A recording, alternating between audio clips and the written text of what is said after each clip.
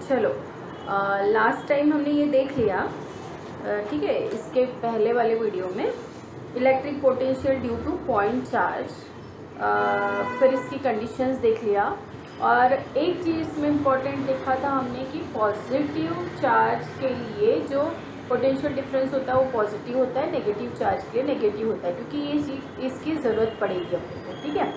अब अगला टॉपिक है अपना electric potential due to an electric dipole.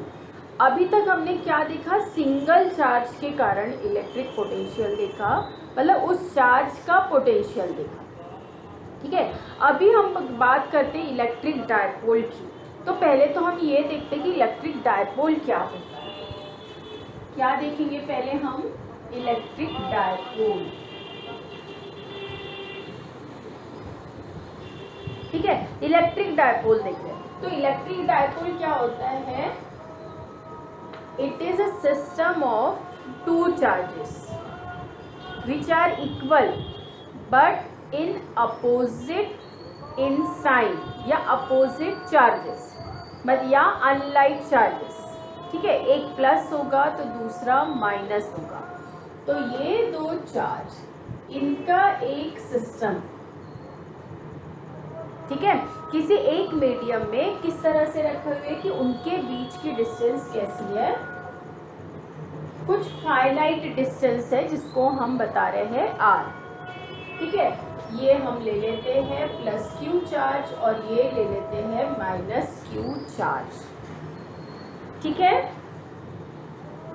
क्या बोलेंगे, two equal and opposite charges, ठीक है, separated by a finite distance. अब ये फाइनाइट डिस्टेंस कुछ भी हो सकती है, ठीक है। फॉर्म अ डायपोल, जैसे मैग्नेट में होता है ना NS, ये एक डायपोल ही कहलाता है। एक्चुअली एक मैग्नेट जो है वो डायपोल ही कहलाता है, क्योंकि उसमें डायपोल होते हैं, दो पोल होते हैं, इसलिए डायपोल कहलाता है, ठीक है।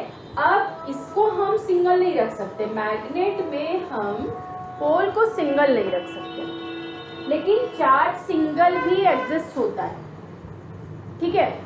तो यहाँ पर हमको अपोजिट चार्ज का एक सिस्टम बनाना है और फाइनाइट डिस्टेंस पर वो दोनों चार्ज को रखना है, तब जो बनेगा वो होगा डायपोल, जो कि फाइनाइट डिस्टेंस पर हो। तो ये तो होता है डायपोल। तो अभी तक हमने जैसे एक सिंगल चार्ज लिया था और उसका ये फील्ड था, तो उसका किसी पॉइंट पर कितना पोटेंशियल होता है ये देखा था कि उसका पोटेंशियल कितना आ रहा है। लेकिन अभी हमको क्या निकालना है कि किसी डायपोल के कारण पोटेंशियल कितना होता है, कोई पॉइंट पर, कोई भी पॉइंट ले तो उस पॉइंट पर कितना पोटेंशियल होता है डायपोल के कारण। इसलिए पहले डायपोल समझना जरूरी था, ठीक है। ये डायपोल है और ये जनरली जो डिस्टेंस लेते हैं वो ट्वाइस एल ही लेते हैं, ये इसका सेंटर कंसीडर करते हैं, ठीक है। ये जो दोनों है, ये जो डिस्टेंस r हमने अभी बोला है, इसको जनरली 2l लेते हैं, क्योंकि ये सेंटर लेते हैं, तो सेंटर से ये वाले चार्ज का डिस्टेंस फिर l कंसीडर कर सकते हैं और इसका l कंसीडर कर सकते हैं। इसलिए हम इसको, ये जो डिस्टेंस है ये 2l ही लेते हैं, मैग्नेट में भी 2l ही लेते हैं, ठीक है। तो ये डिस्टेंस हमने कंसीडर किया 2l। अब ये जो दोनों चार्ज के बीच से जो डिस्टेंस आती है इसके ऐसे सेंटर से, इसको हम बोलते हैं एक्सिस ऑफ डायपोल, इसको बोलेंगे एक्सिस। अब ये एक्सिस के जो सेंटर से, जो सेंटर होता है उस पर जो परपेंडिकुलर ड्रॉ करते हैं, इसको हम बोलते हैं इक्वेटर, इसको हम बोलते हैं इक्वेटर, ठीक है। तो इतनी टर्म अपने को यहाँ समझना जरूरी था। और एक चीज और होती है यहाँ पर, इस डायपोल का क्या होगा, डायपोल मोमेंट, तो उसको हम बोलते हैं इलेक्ट्रिक डायपोल मोमेंट। ये क्या होता है, कोई भी एक चार्ज, सिंगल चार्ज, क्योंकि इसका मैग्नीट्यूड तो सेम है, दोनों चार्ज का मैग्नीट्यूड हमने सेम लेके चला, ठीक है, मैग्नीट्यूड सेम है तो कोई भी एक चार्ज ले लो इनटू डिस्टेंस बिटवीन दैम।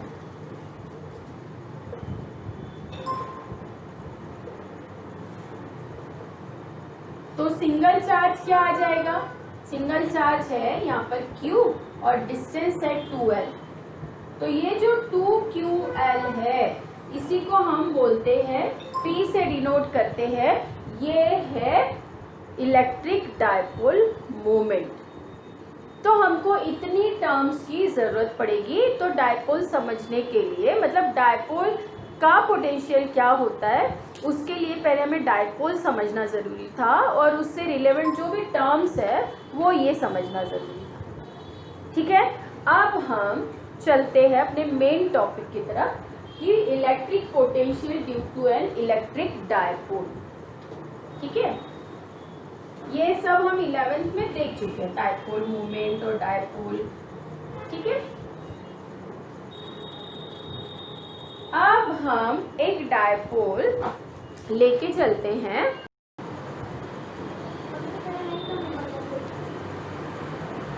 तो क्या देख रहे थे हम, electric potential due to an electric dipole.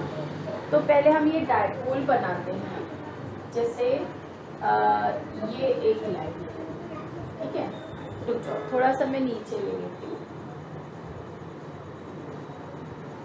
ये थोड़ा लंबा एक्सप्रेशन है तो मुझे बार बार मिटाना पड़ेगा। ठीक है, ये डायपोल ले लेती हूँ मैं। ठीक है, ये लाइन स्ट्रेट प्लस Q और ये माइनस Q। ठीक है, इसको हम ले लेते हैं पॉइंट A और ये पॉइंट B, और ये ले लेते हैं सेंटर O।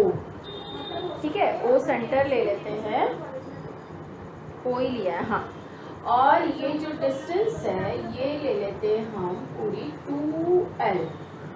तो ये इतनी डिस्टेंस L हो गई, ये जो दो पॉइंट है, ठीक है, दो डाइपोल है, और ये इतनी डिस्टेंस भी L हो गई।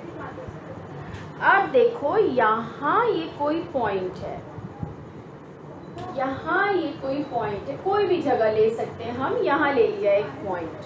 ठीक है, ये C कंसीडर करते हैं।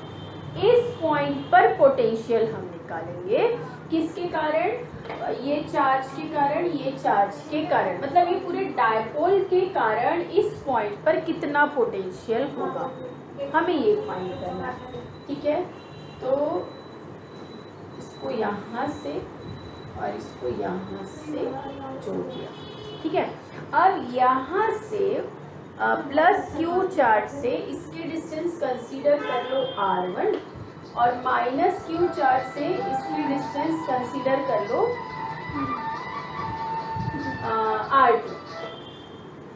ठीक है, अब हमको क्या निकालना है, इस पॉइंट पर इस चार्ज के कारण कितना होगा पोटेंशियल, फिर इस चार्ज के कारण कितना होगा पोटेंशियल, और फिर हमको दोनों का रिजल्टेंट निकालना है।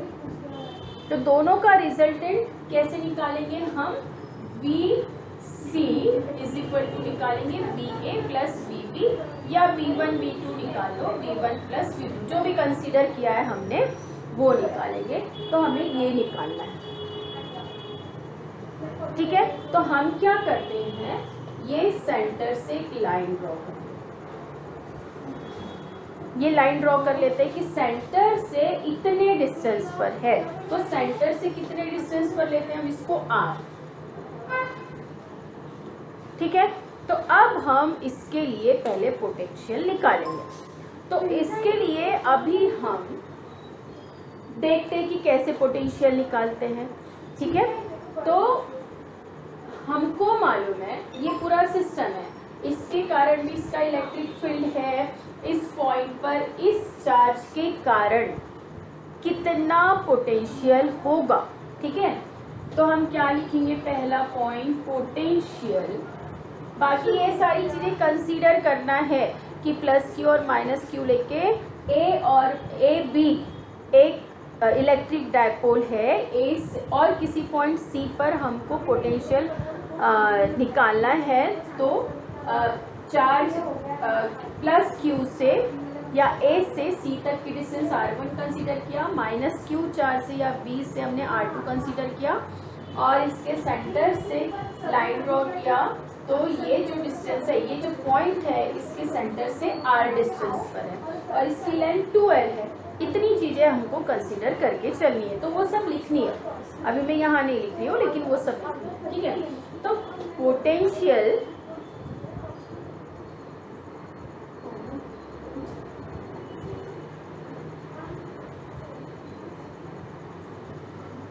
तो अब हमें क्या निकालना है, potential at point C due to plus Q charge, जो कि कहां पर है, ए पर है। तो याद करो, हमने पोटेंशियल जो निकाला था इसके पहले, वो कितना था, V इज इक्वल टू ये चार्ज Q, ठीक है, अपॉन 4 पाई एप्सिलॉन 0, और जिस पॉइंट पर निकाल रहे हैं उसका डिस्टेंस, मतलब ये R1, इतना चार्ज आया था। अब ये हम इसके कारण निकाल रहे हैं पॉइंट C पर, तो ये हम ले लेते हैं V1, या तो VA ले लो या V1 ले लो, ठीक है। V1 Q प्लस Q है तो प्लस, ये देखो मैंने बोला था अभी इसके पहले कि हमको ये वाला पॉइंट की ज़रूरत पड़ेगी, प्लस चार्ज के कारण प्लस रहेगा पोटेंशियल, माइनस चार्ज के कारण माइनस रहेगा, ठीक है। तो ये आ गया V, और दूसरा पॉइंट क्या आएगा, potential at point C due to minus Q charge. Minus Q के कारण हम यहाँ पर कितना पोटेंशियल होगा, तो उसको V2 कंसीडर कर लेते हैं। तो ये आ जाएगा Q, चार्ज तो सेम ही लिया है हमने Q, तो यहाँ Q भी आएगा 4 पाई एप्सिलॉन 0 R2। पर अब यहाँ पे क्या है, ये नेगेटिव चार्ज, तो यहाँ पर ये पोटेंशियल आ जाएगा नेगेटिव, ठीक है। अब हमको जो रिजल्टेंट निकालना है वो हमने लेके, क्या रिजल्टेंट क्या होता है, algebraic sum of both potential. तो VC इज इक्वल टू हो जाएगा V1 प्लस V2। तो इसे हम लिखेंगे, इन दोनों को ऐड करेंगे तो देखो दोनों में क्या कॉमन है, Q अपॉन 4 पाई एप्सिलॉन 0, तो हम इसको डायरेक्ट ही कॉमन निकाल लेते हैं।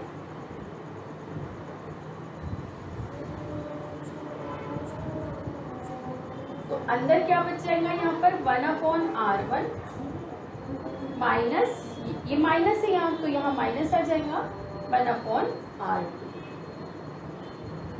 तो ये हमारा रिजल्टेंट पोटेंशियल है पॉइंट C पर अभी ये पूरी तरह से कंफर्म नहीं है।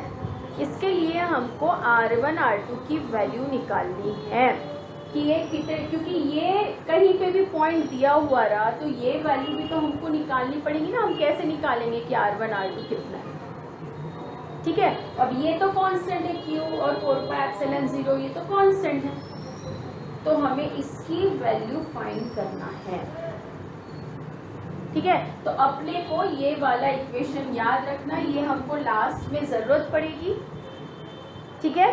तो इसको हम इक्वेशन A दे देते हैं।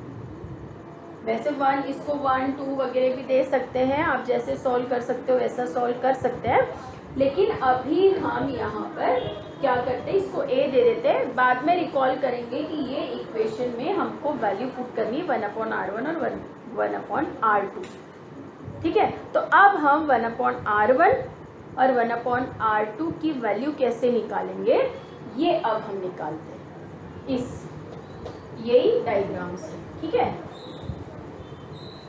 यहाँ तक तो इजी है। देख अब क्या करना है हमको,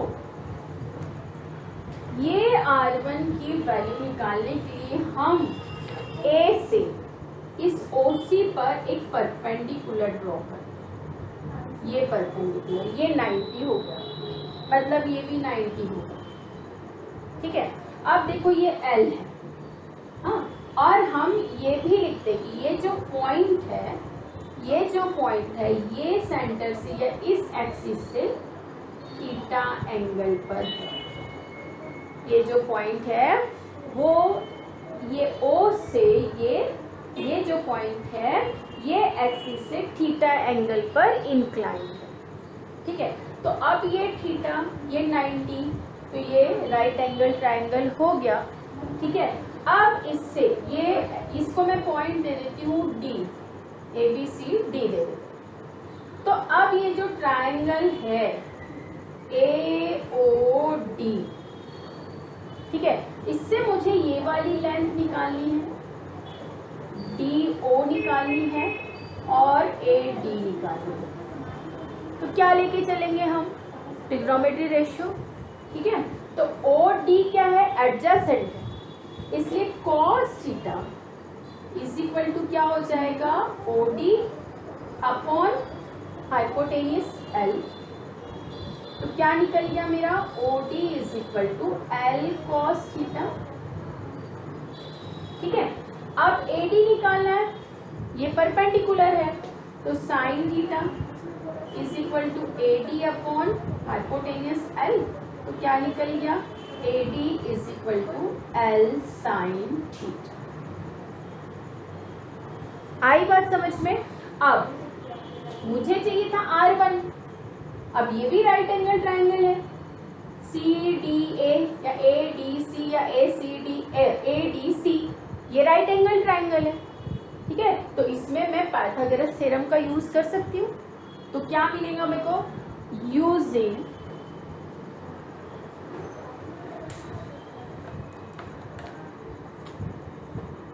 using Pythagoras theorem on triangle ADC। तो देखो क्या निकलेगा? AC का square is equal to AD का स्क्वायर प्लस DC का स्क्वायर। पर मुझे DC नहीं मालूम है, मुझे क्या मालूम है? मुझे क्या मालूम था? ये देखो OD कितना आया अपना? L cos theta, L cos theta, और AD कितना आया? L sin theta. ठीक है, अब ये जो पूरी डिस्टेंस है, यहाँ पे CO है R, और मुझे CD चाहिए, तो CD क्या हो जाएगी? CO minus DO। ठीक है, अब CO कितना है? R, और माइनस DO कितना है? L cos theta. तो CD कितनी हो गई? R minus L cos theta. ठीक है, तो अब CD या DC सेम, तो AC क्या हो गई अपनी? AC अपना हो गया R1 square is equal, AD कितना हो गया? L साइन थीटा का स्क्वायर प्लस CD या DC कितना हो गया? R minus L cos theta का स्क्वायर। ठीक है, अब इसको सॉल्व करेंगे और इसको एक्सपांड करेंगे, तो R1 square is equal to L square sine square theta plus इसको एक्सपांड करेंगे R square plus L square cos square theta minus 2RL cos theta. ठीक है, अब देखो ये L square sine theta, L square cos theta, L square common निकालेंगे, sine square theta plus cos square theta आएगा, जिसकी value होती है 1। ठीक है, तो यहाँ पे मैं लिखूंगी L स्क्वायर, क्योंकि साइन स्क्वायर थीटा लिख लेती हूँ, चलो मैं sign square theta plus cos square theta plus R square minus 2RL cos theta, ये वैल्यू हो जाएगी 1। तो ये हो गया L square R square minus 2RL cos theta, ये हो गई R1 स्क्वायर। ठीक है, अब हम क्या करते हैं? R1 स्क्वायर आ गया है, अब हम R2 स्क्वायर के लिए निकालते, फिर हम 1/R1 निकाल लेंगे, या यही डायरेक्ट निकाल लें तो भी चलेगा। ठीक है, तो हम क्या करते हैं? यहाँ पर R स्क्वायर कॉमन निकाल लें, ठीक है।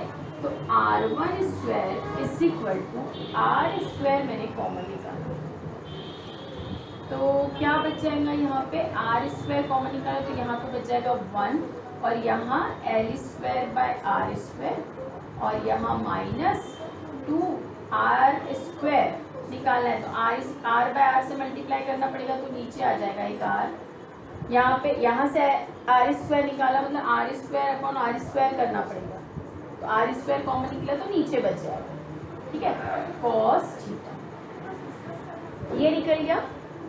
अब मैं क्या कर रही हूँ, इसका स्क्वायर रूट कर रही हूँ, नहीं पहले हम एक काम करते हैं, अभी इसको इतना ही रहने दो, फिर साथ साथ में दोनों चीज लेके चलेंगे, क्योंकि R2 स्क्वायर भी समथिंग ऐसा ही आएगा, फिर दोनों के लिए एक जैसा रूल रहेगा तो वो एक जैसा लेके चलेंगे, ठीक है। तो पहले हम R2 स्क्वायर निकाल लेते हैं, ठीक है, फिर साथ साथ में सॉल्व करेंगे तो थोड़ा इजी होगा। तो R2 स्क्वायर निकालने के लिए मैं ये थोड़ा सा मिटाती हूँ और ये भी थोड़ा सा मैं अब देखो मुझे निकालना है ये R2, तो मुझे क्या करना पड़ेगा, मैंने इस पॉइंट से इस पर परपेंडिकुलर ड्रॉ किया था, तो मुझे अब इस पॉइंट से परपेंडिकुलर ड्रॉ करना है, तो इस पॉइंट से मेरे को परपेंडिकुलर ड्रॉ करने के लिए मेरे को इसको थोड़ा आगे प्रोड्यूस करना पड़ेगा, ठीक है। तो ये मैं आगे प्रोड्यूस करती हूँ, ये पॉइंट था O C D और इसको मैं ले लेती हूँ E, जहां मैं परपेंडिकुलर ड्रॉ कर रही हूँ ये है E, इतना मैं डाल दिया, ठीक है।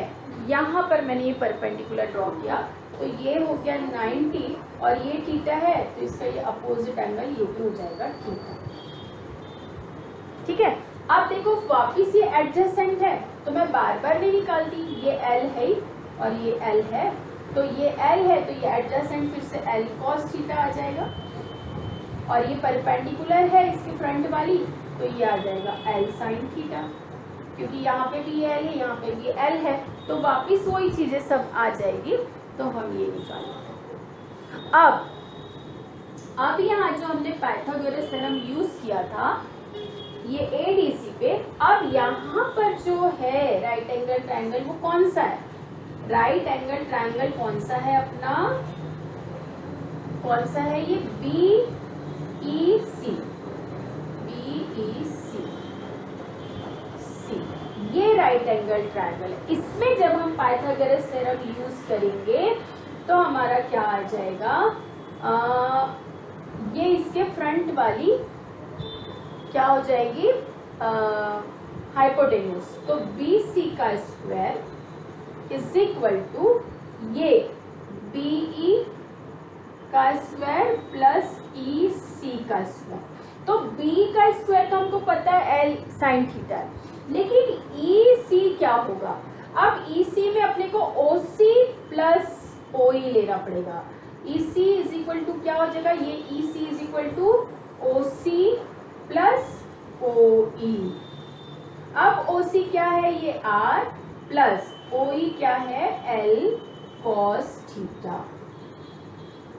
आ रही है बात समझ में, यहाँ पर R minus L cos theta आया था, यहाँ R plus L cos theta आया, मतलब ये पूरा एक्सप्रेशन वापस रिपीट करेंगे हम, बस यहाँ माइनस की जगह क्या आएगा प्लस, आप करके देखोगे तो यहाँ वैल्यू पुट करो तो पूरा सेम आएगा, बस यहाँ पर R2 की वैल्यू क्या आ जाएगी, सिर्फ इसको एक्सपांड करेंगे, यहाँ इसको एक्सपांड किया तो यहाँ माइनस आया, यहाँ पर इसको एक्सपांड करेंगे तो यहाँ प्लस आ जाएगा, ठीक है। आप जरूर सॉल्व करके देखना, मैं यहाँ डायरेक्ट लिखती हूँ, आप भी डायरेक्ट लिख सकते हो, लेकिन समझने के लिए आप सॉल्व करके देखना, बिल्कुल सेम ही एक्सप्रेशन आएगा।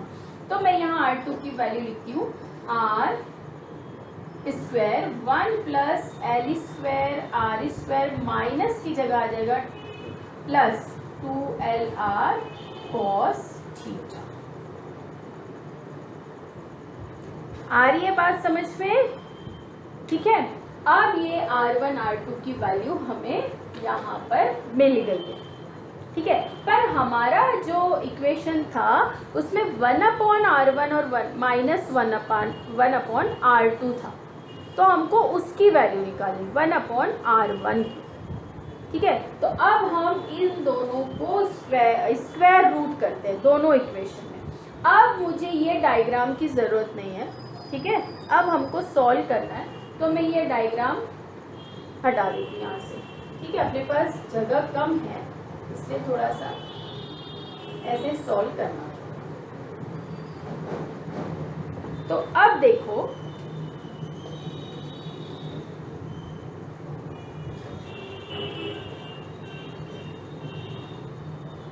यहाँ पर हम स्क्वायर रूट लेते हैं, तो r1 इज इक्वल टू क्या हो जाएगा, r नहीं, एक मिनट, अपने को ये टर्म ज़्यादा है।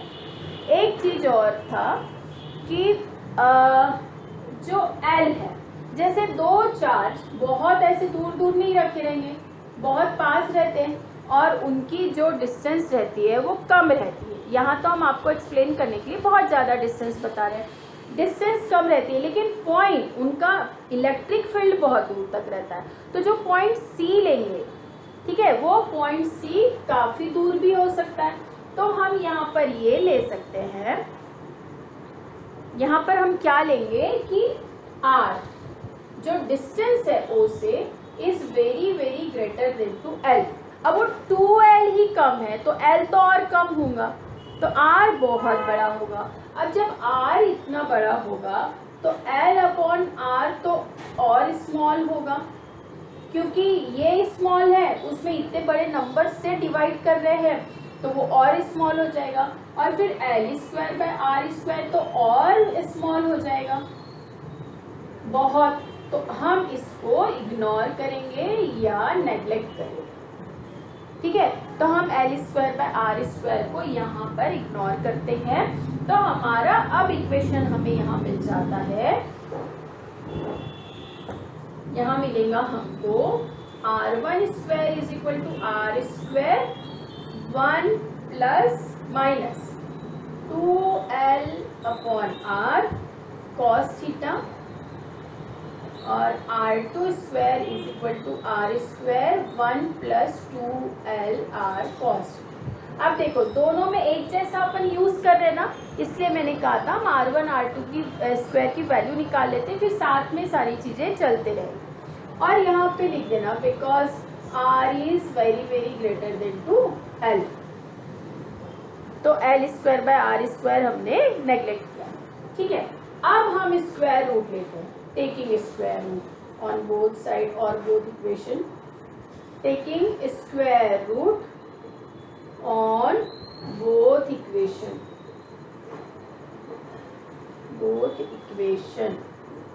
ठीक है।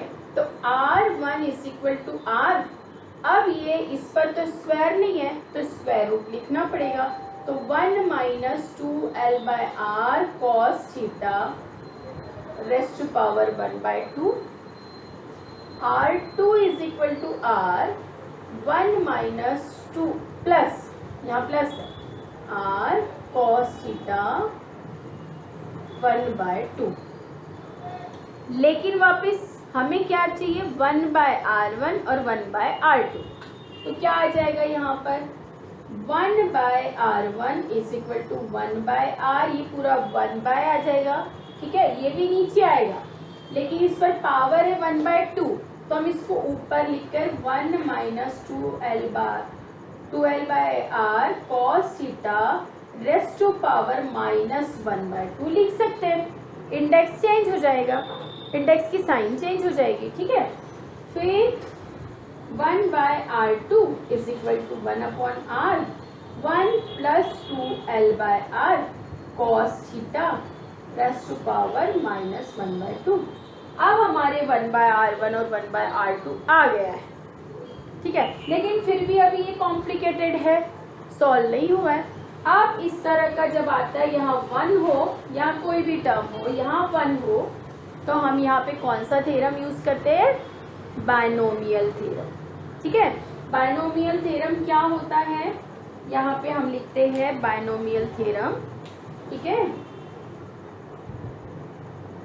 यूजिंग बाइनोमियल थ्योरम, यूजिंग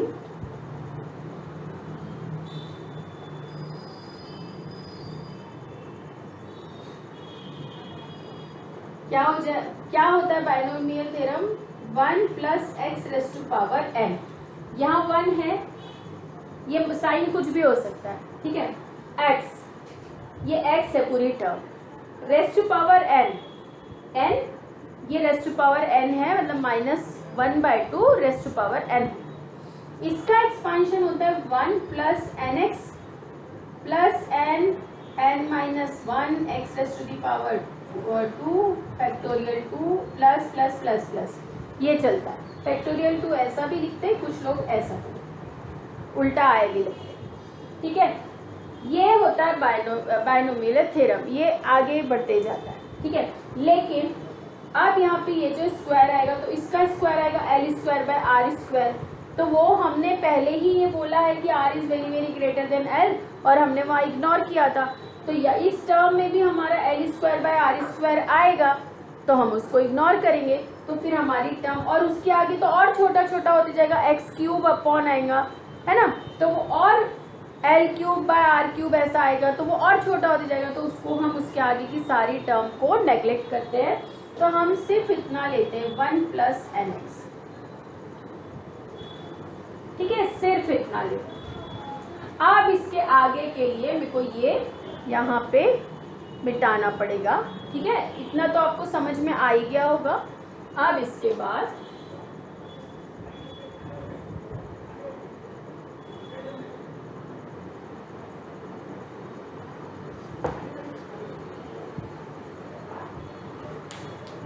बाद मैं सॉल्व करती हूँ, तो क्या आ जाएगा 1/R1 is equal to 1/R, 1 minus already है, अब ये माइनस सामने आ जाएगा, क्योंकि देखो यहाँ पे सिर्फ ये n सामने आया है बस, तो ये सामने आ जाएगा, तो ये माइनस माइनस प्लस हो जाएगा, /2 हो जाएगा, तो 2L/2R हो जाएगा, और ये माइनस हो जाएगा प्लस cos थीटा, हो गया। अब यहाँ का प्रॉब्लम सॉल्व, ठीक है, इसको सॉल्व किया मैंने, और 1/R2 क्या हो जाएगा 1/R 1।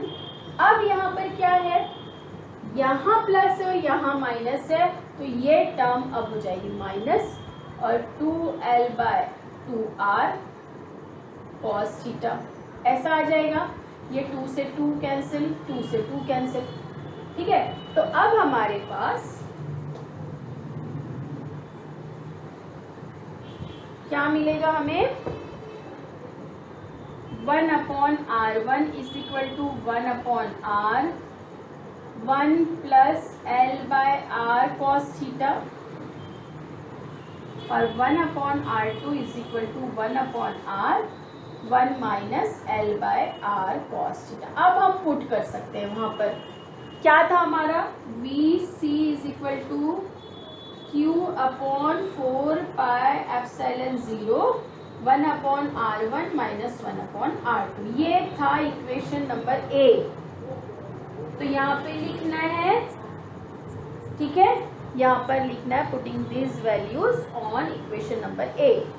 तो अब यहाँ पुट करें हम ये वैल्यू, तो Q/4 पाई एप्सिलॉन 0 1/R1 ये हो गया, यहाँ पे भी R कॉमन है दोनों में, तो दोनों में से R कॉमन निकल जाएगा, तो ये R यहाँ आ जाएगा, ठीक है, ये हो जाएगा 1 प्लस L/R cos थीटा।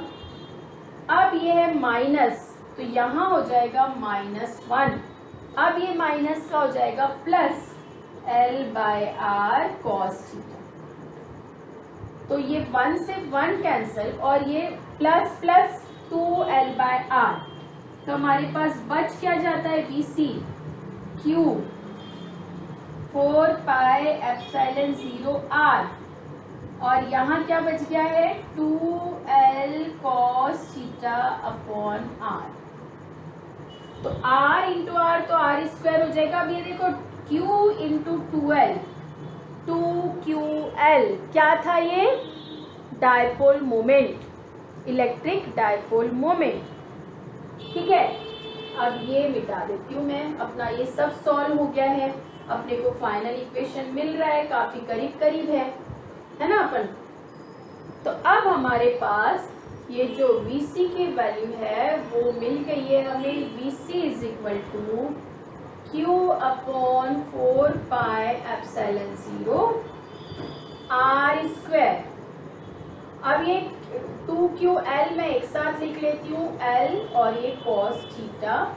तो ये जो 2QL है वो है P, मतलब डाइपोल मोमेंट। यहाँ लिखो P is equal to 2QL।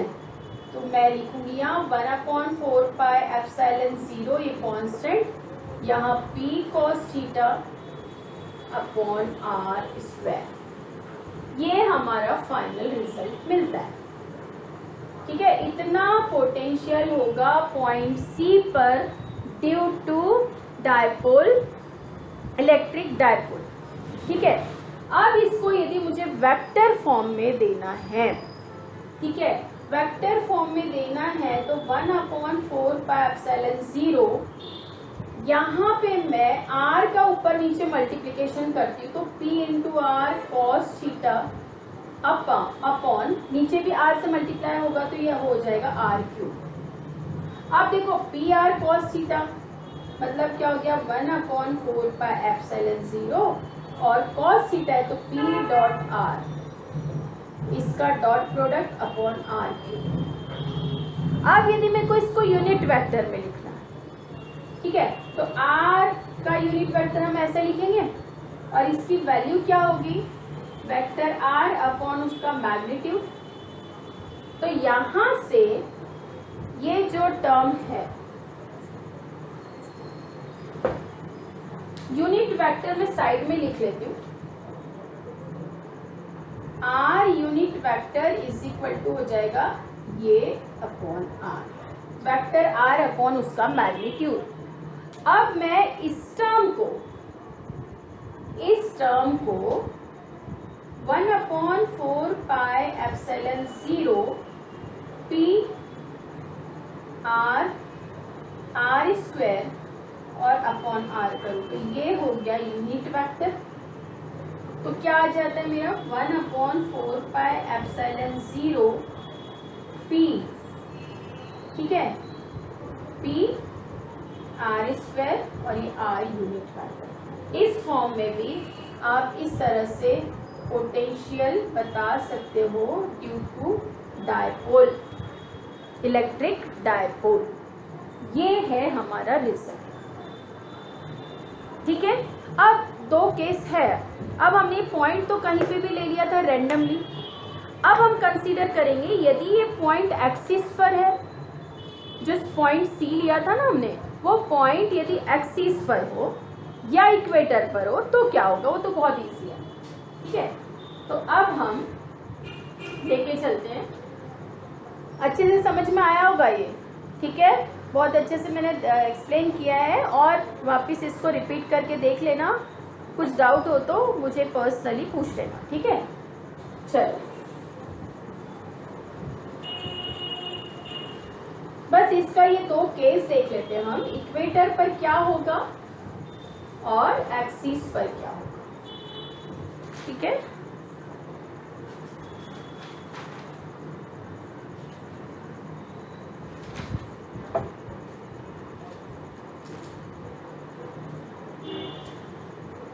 देखो एक्सिस मतलब देखो ये प्लस है, प्लस Q और ये माइनस Q, ये O।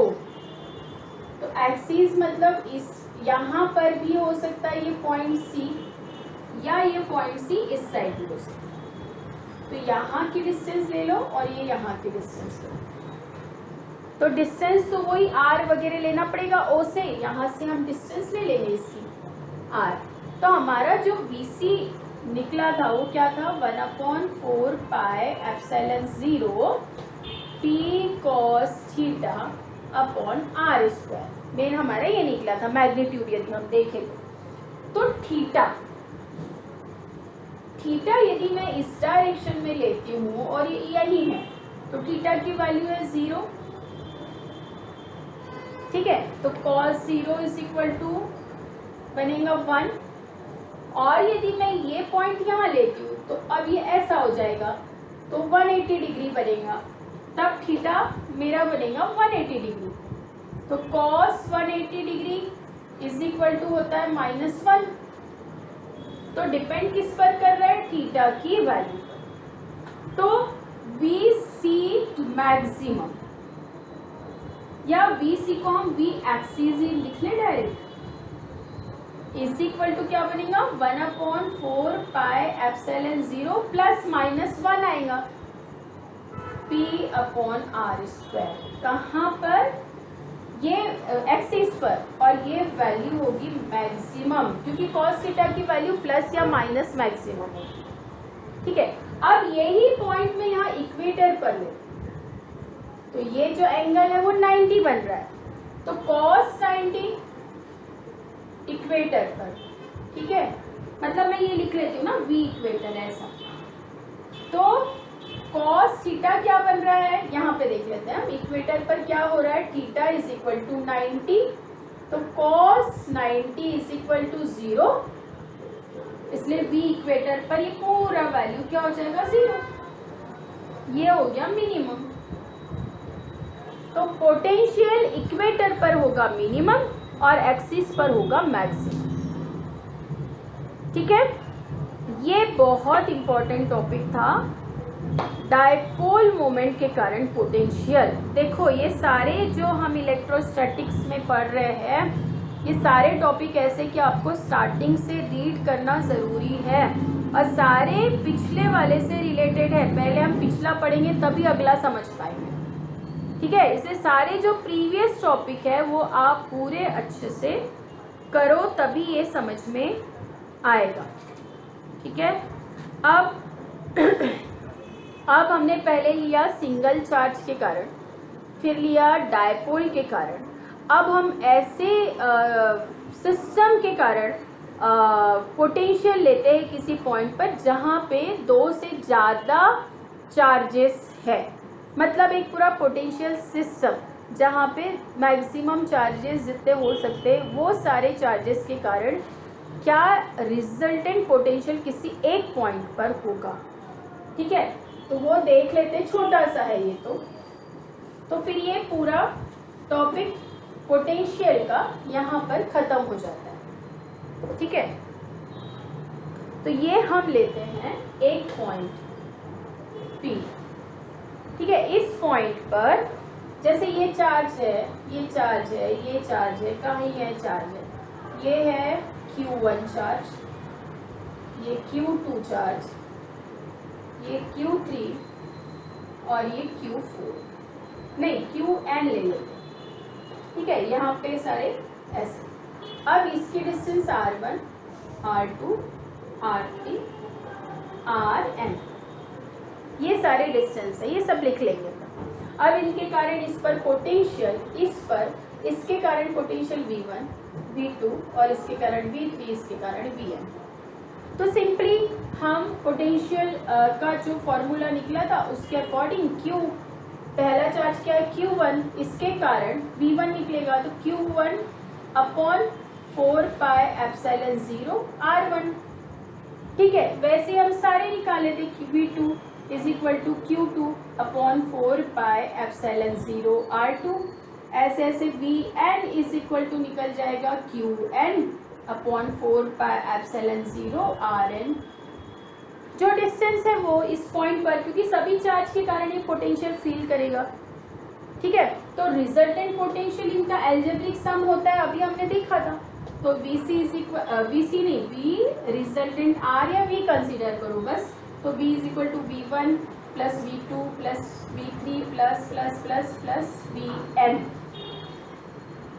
सबको ऐड कर दो, क्या निकलेगा, कॉमन क्या है यहाँ पे 4 पाई एप्सिलॉन 0, 1/4 पाई एप्सिलॉन 0, अंदर क्या बचाएगा Q1/R1 plus Q2/R2 plus Q3/R3 plus plus Qn/Rn।